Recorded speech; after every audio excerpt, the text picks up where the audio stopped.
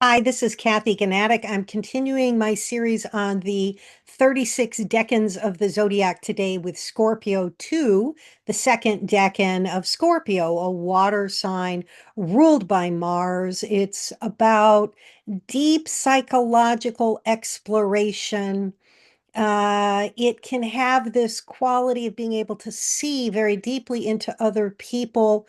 Also, sometimes a little bit because we can see so deeply, people who have Scorpio energy, sometimes there can be a little fear around what other people might see in us because we can imagine everyone has that emotional, intuitive capacity that this deep water sign brings. We're going to find in this second decan of Scorpio, it's very different than the first decan. It's ruled by Jupiter, the god of expansion and abundance and optimism, as well as the sun, our consciousness, our awareness. You put all that energy together with the deep water of Mars, and you get a pretty sexy but also spiritual energy. The Queen of Soul, Aretha Franklin, had her rising degree in this part of the zodiac. And that's the kind of depth, the vibe we're going to get from folks who have planets or points in this part of their chart. So there's a lot to unpack. If you enjoy the video, do like and subscribe. It helps people find my page, and I'm trying to grow it right now. Okay, so let's bring up the whiteboard that talks about um, this energy. I always start by describing the sign itself so that we're grounded in the energy before we move in to the particular 10 degrees of the sign that represent the decan. So Scorpio is a water sign. All water signs have to do with our emotions, intuition. They have a sensitive quality of being able to feel into the energy around them. It can have to do with imagination, and Scorpio itself has to do with depth. If you think about the three water signs, Cancer, the first of the water signs, is more personal. It's about me and my emotions. It has to do with the water on the shore, let's say, where the crab is. And then we go to Scorpio. It's the deep water of the ocean floor that can sometimes be a little bit dark and mysterious, right? And then, of course, Pisces, the last of the water signs, is more about the ocean itself. And again, when I want to go back a second to talk about Scorpio, because if Cancer is about the personal water energy, Scorpio is about the water energy between two people, right? And so we're going to really see that relationships are part of the energy and vibe of Scorpio and wanting to get deeply connected to another, and what that or how that can play out in your life as you try to get to know another person in this deep way. Lastly, Scorpio is very psychological because of that depth. It has an uncanny ability to read other people and their emotions. Sometimes that can move over into a little bit of paranoia or suspicion because Scorpio folks, because they can read people really clearly, sometimes imagine other people can read into their minds as well. That can lead to a little bit of suspicion at times. And then, of course, Scorpio is ruled by Mars, the god of war. Mars adds a penetrative quality. Mars is this energy, this yang masculine energy that wants to dig in, right? So there we see part of the psychological quality of Scorpio can be wanting to penetrate another person with your understanding of them. Mars, of course, also relates to courage and drive, aggression, etc. And then, really important, Scorpio is a fixed water sign. So it can get a little stuck. All of the fixed signs want to commit and stay with something. They have a stability, a persistence, a loyalty. They have determinations, and they can get stubborn at times. And if you think about the idea of fixed water, it can be about wanting to stay. Scorpios in particular, emotionally, can be very loyal to the person they're with. But, and again, if they feel betrayed, they can also cut people off. That's the Mars energy. I say all of this very lovingly because, of course, I'm a Scorpio rising. Okay, so then let's move on to talk about this particular part of Scorpio. So, in addition to Mars ruling the whole sign, we can look at the decan and see what their rulers are under the Chaldean order and the triplicity system. And this adds the layer of understanding of what this 10 degrees of the zodiac from 20 to, excuse me, from 10 to 20 of Scorpio is all about. And here we have Jupiter, who was Zeus in the Greek pantheon, an abundant, optimistic, expansive energy, sometimes that can also lead to hubris, which is sort of overshooting, being almost overconfident, can come. That's the shadow side of Jupiter. It can also be about faith and confidence, as I said already. And then we have the sun, which is the light that lights our way during the day. It's our conscious awareness of what's happening in the world. It can also represent father and authority. It can be about where we shine in the world. It's that centering force. If you think about the sun, all the other planets revolve around the sun. So it has that quality of centering and consistency. It rises in the morning and it sets at night. It rises in the morning and it sets at night. And so there's a consistency around that energy. So when we take Jupiter and the sun and we combine it with this emotional Marsy fixed energy, in a best case scenario, we get generosity, warmth, and joyful sharing, as well as pleasure.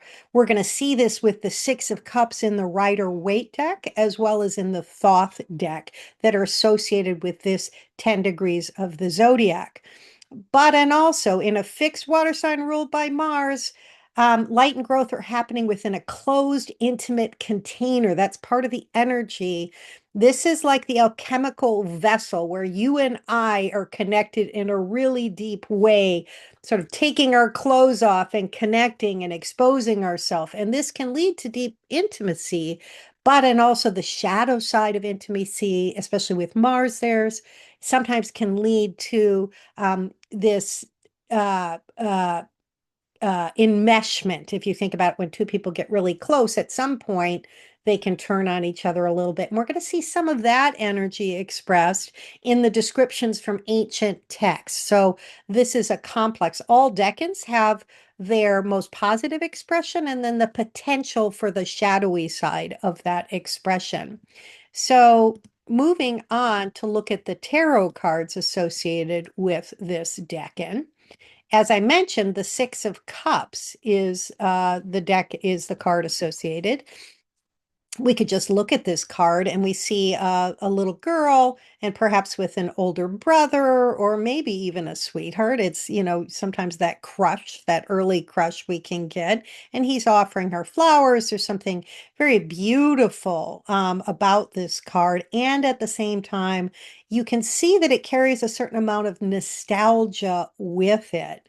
The moon, which can be related to emotions, oftentimes can be about our body as well, and our body stores memories and history. So there's something about this card that carries some of that nostalgic energy. And the question is, what do you do with when you get deeply closely connected to someone? And it feels so good in your heart to be connected. How do you allow that energy to open your heart? We're going to see that the six in the Kabbalah has to do with this heart energy. Does it open your heart and allow you to expand and integrate the learning around what it is to be deeply connected with someone? Or again, the shadow side potentially is that you can get stuck in the past or in a state of longing. So that risk of enmeshment and retreat to the past. So, yeah, let's move on then to look at the Thoth card because I think this is a really great card to show that alchemical idea of the exchange of energy between and among two people. Here we see six lotus flowers and they're overflowing with water, but this leads to these streams that sort of all interconnect and it symbolizes this balanced and contained because we're in a fixed sign emotional exchange. And so there's this, it's called pleasure. And there's certainly a pleasure that can come from sex or like literal sex, or the sex, the deeper idea of sex, which has to do with this spirituality of connecting with another person in this deep way where you almost feel a connection with the divine. And that can come with the energy of this decan.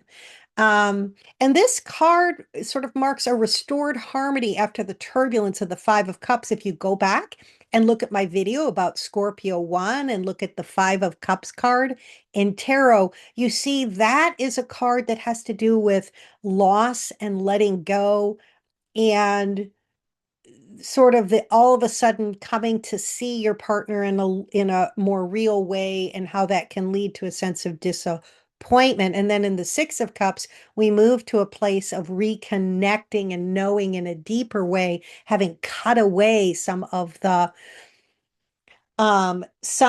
fantasies, and that's what the Five of Cups has to do with it. So this Six of Cups is sensual, yet it's spiritual, and it's a moment when the desire and love can be consciously enjoyed. But as Crowley, who is the author of the book Connected to the Thoth deck and who participated in its creation, notes, this harmony can be temporary, the harmony that comes with this Six of Cups. Pleasure is cyclical, like the tides, and it cannot be clung to without stagnation. And that can be part of the energy of Scorpio because it's got a fixed energy. There can be a clinging or wanting to hold on to emotional connection. So it's important to keep the waters moving. Then I'm going to take a look at the ancient texts, which are really interesting. They express both the positive side and the shadow side of this energy. First, we have Ibn Ezra. He describes this decan as a woman who has left her house. She is naked and has nothing on, and she is entering the sea. This is where we see the vulnerability that comes with, like literally with sex. You take your clothes off with another person, you're very exposed in the sexual act. You can think about that too as the exposing when we open our heart, that six sephira of the tree of life in Kabbalah that I'm going to be talking about. When we open ourselves to another, there's a certain vulnerability, but also lovely warmth that can come with that deep connection.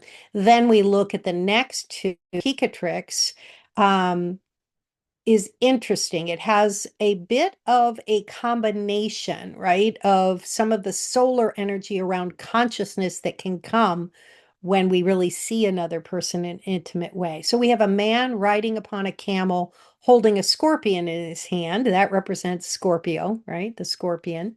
And this is a face of knowledge, modesty, disposition of one who speaks evilly one to another. So the first part where it talks about the face of knowledge, there is a knowing, a biblical knowing, you could say, with this Scorpio II decan. But then we can get into the darker side of when we get close and feel disappointed or enmeshed with another person, there can be a little bit of attacking. So that's the potential here. We see this as well with Agrippa, a man naked and a woman naked, and a man sitting on the earth, and before him two dogs biting one another, and their operation is for impudence, deceit, and false dealing, and for to send mischief and strife amongst men.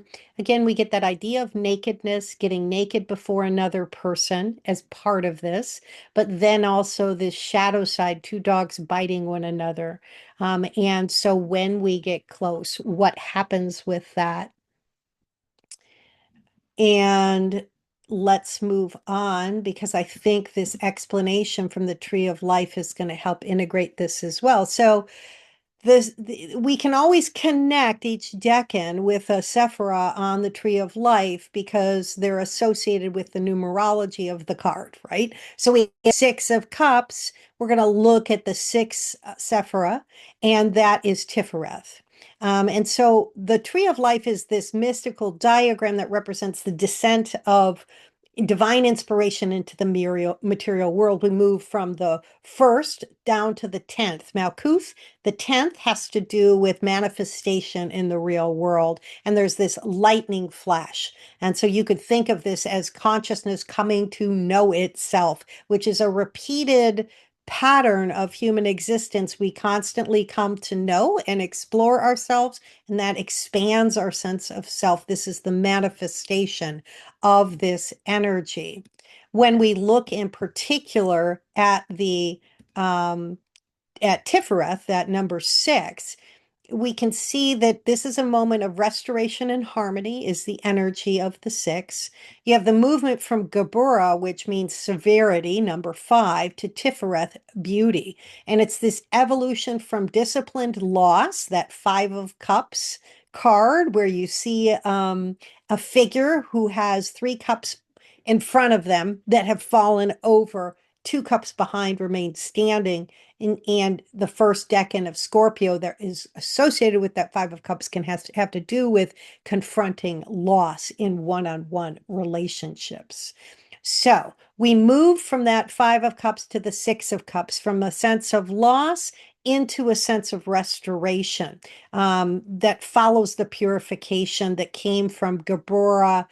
Gabora has this way of stripping away illusion. And again, if you go back and look at my last video, you'll see how that's associated with the first 10 degrees of Scorpio. Tifereth, excuse me, receives that purified essence, and it unites courage and compassion and balance. We saw that 6 of Cups in the Thoth deck, showing the balanced nature of the energy flowing between two people. The 6 is the heart of the tree, where love and truth meet it as one.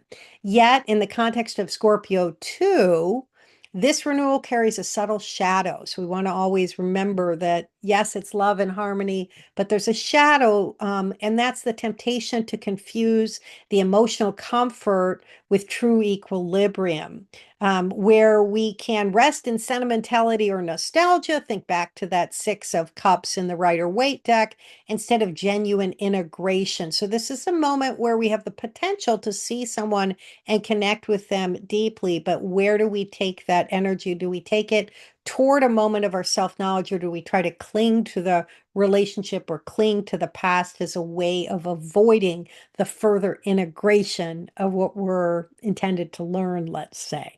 Because with the Tree of Life, we want to move from the 6 to the 7, where there's always a movement of this lightning flash that leads toward further integration. That's a little bit more esoteric, but it's a piece that I'm quite interested in. So again, this idea that the waters that can heal with the 6 of, or with the second decan of Scorpio, can also stagnate if one clings to what was rather than allowing new energy to flow. Tifereth thus teaches us that real harmony requires conscious presence. Beauty is not a retreat into innocence, but a wholeness that embraces both loss and love. So being really present to a partner in a deep way exposes us. And it's when we maintain our conscious presence in that energy that it can be a little bit scary, but we can learn something new. And also there's a potential in a deep connection with another to merge with them in a way where we lose ourselves and lose our consciousness. And that's the shadow side. Okay, so then let's look at our example, which I thought was beautiful. Aretha Franklin, the Queen of Soul, has Scorpio, the second decan of Scorpio, as her rising degree. She was born in Memphis and raised in Detroit. She began singing in her father's church before she became one of the most powerful voices in popular music, with hits like Respect and Natural Woman.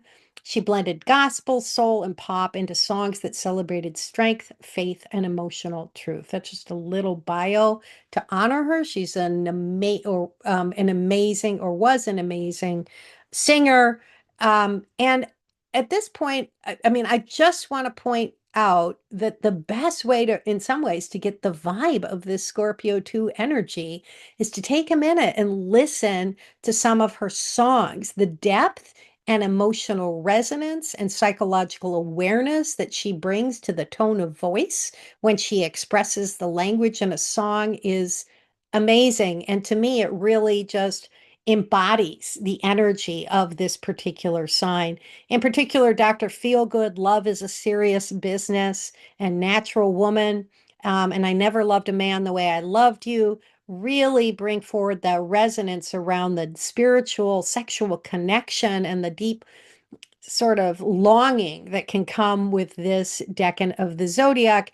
And then there's also, so she has songs about the idea of balance and connection, because when we're really present to the other person, we're all, and we maintain our consciousness of who we are, but out of that connect with another person, there's a respect that comes and also must be demanded. If we're in this deep connection with another person in a closed container, because again, this is a fixed sign, we don't want to fall back into enmeshment. Instead, we want to maintain ourselves and demand respect, right? For our own existence at the same time as we're deeply connected to another. And so we can see that in the songs Do Right Woman, Do Right Man, and of course, um, Respect, which is one of the most amazing songs ever created.